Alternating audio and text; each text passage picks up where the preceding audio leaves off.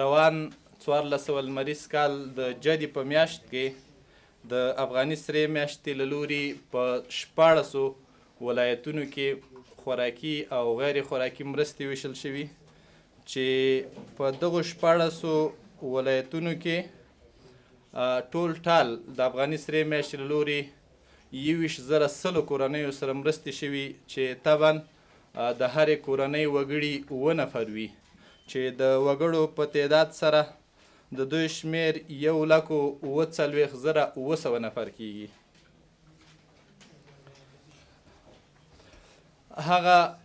کورنۍ چې د افغاني سرې میاشتې له لوري د جدي په میاشت کې له مرستو مستحق شوي په هغوی کې بې ځایه شوې کورنۍ، بې سرپرسته کورنۍ، وچکالۍ ځپلې کورنۍ، سیلاب ځپلې کورنۍ او غربت ځپلې کورنۍ شاملې دي. لکه څنګه چې تاسو خبر یې، په دې وروستیو کې په بادغیس ولایت کې زلزله وشوه. له زلزلو ځپلو سره ګڼو موسساتو مرسته وکړه چې په دې